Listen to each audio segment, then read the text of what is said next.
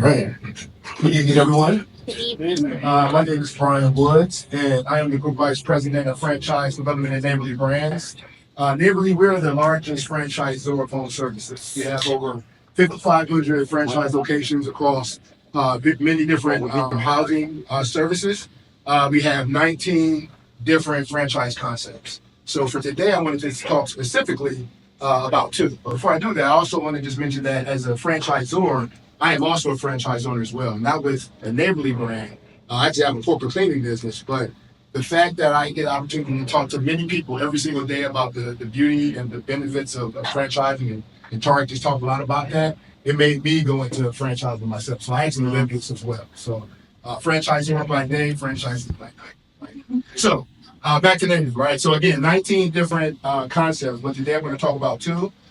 We have a lot of different concepts that's available in this Florida market. But what I'm going to talk about right now first is AirServe, which is HVAC, heating and cooling, and again, we're home services, right? All of our services are going to either repair the home, maintain the home, or enhance it. So these two are both going to be on repair. So we have AirServe, which is HVAC, and the second franchise concept I'm going to talk about is Mr. Rooter, which is plumbing. We've been around for 40 plus years, right? That's one of the things about Neighborly. We talked about those proven successful models. That's something that's really important if you're looking at a franchise concept. So I'll go through these pretty quickly, but there's some of the benefits for some of these brands, right?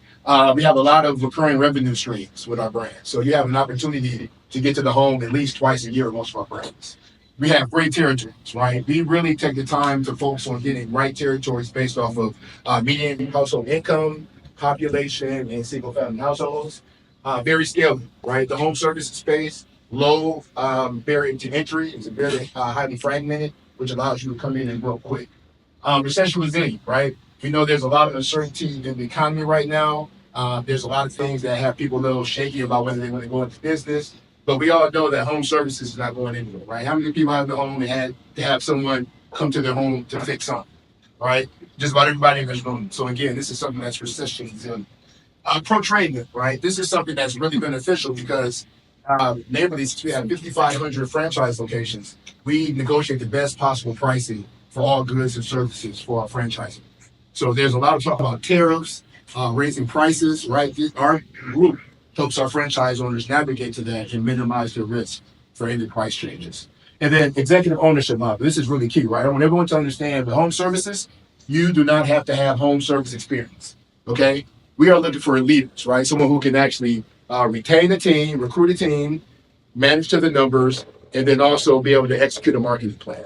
Those are the things that we actually look for. The last 2 to 3 years, we've had very little people that's come in and have home service experience. They just come in with leadership traits. So again, HVAC, right? We're doing things from a heating perspective, cooling, which you're here in Florida. A lot of the business is going to probably revolve around the cooling services. And then we've also built a lot of additional revenue streams for AirServe. Here's your revenue potential, right? The top 10% of our franchise owners make almost 5.7 million in average sales. The average owner makes about 1.5 million, and the lowest person in our franchise makes about 38,000 in revenues. The average investment to get to AirServe is about $300,000. So based off of the revenue potential, that's a pretty good investment. Next, Mr. Rooter. So again, just talking, a lot of the things I said is all going to relate to Mr. Rooter, but again, the core services is going to be around plumbing, drain cleaning, and the sewer line repair. And from a revenue potential, right, the average in the top 10% is over 6 million in average sales. Our average owner makes about 1.8 million in average revenue, and then the lowest person in the bottom 10% makes about 125,000. So again, that's really the crux of these. We're looking for people who can come in and maybe do one, but maybe even do two, right? Because with home services, a lot of the people have plumbing, electrical, HVAC, right? So you can actually bundle these and make these a multi-brand option.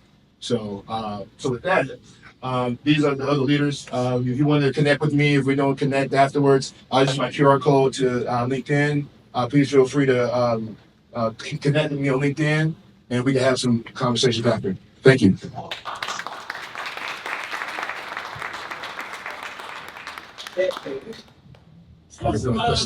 Yeah. Any questions from you guys, or just raise your hand? Oh. A great presentation, by the way. You mentioned that the entry point is about $300,000. Do you offer finance options for somebody who's looking to get in? Do you partner with investors? How does that part of the process work for you? We have two things. There are internal financing options that we can explore with some of our candidates. We also have a lot of relationships with third-party vendors that helps our candidates go through the SBA process.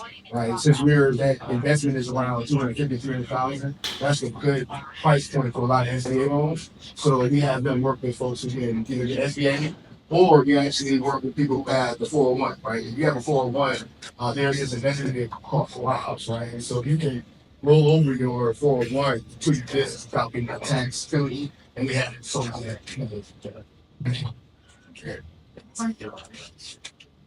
Brian, thanks for your presentation. So I'm curious, after someone becomes an owner, right, a partner, and they really, what type of resources do you all provide for your franchisee owners who maybe don't have experience with HVAC but are very interested because of the higher potential? Yes. So the first thing that you go through is a new signed franchise owner is go through a program called Sure Start. So Sure Start is going to help you get onboarded into our system, right? So it's going to be coaching, some webinars series. It's going to be mentoring with some existing owners of that brand, right? And then we have partnerships with a lot of recruiting agencies. Because again, since we are home services, there's a lot of skilled labor that needs to be identified for your business. So we have a lot of partnerships with the Department of Labor. We have some vendors that actually go out and, depending on your market, help identify talent for your teams. And then again, every owner comes in is going to be designed or dedicated to a franchise business coach. That franchise business coach meets with them once a week, make sure they're coming on board, and giving them tips and advice on how to make sure they're moving forward around that business. I think I think you guys can hear me. That's good. So, what's interesting to me is the difference and the gap between the top franchisee and the low franchisee and then the average. So, I'm just curious, what have you found are the traits of a successful franchisee versus one who isn't? Oh my God, that's a good question. First thing is we have to have the ability to follow and our proven successful model, right? It sounds obvious, but a lot of times owners come in and they're not following our process and our system to a T. Once you start deviating and not investing the amount of investment that you need to, if you're not doing the right marketing, right, there's a lot of things that can make your business go awry and not be able to be successful.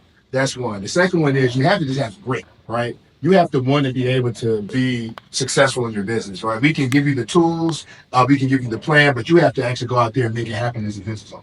Those are probably the two biggest things I would say too. And then obviously the ability to raise capital and build a community within your business area to get those business streams going. So, Awesome. Thank you, Brian. yeah, I think Connect after. yeah.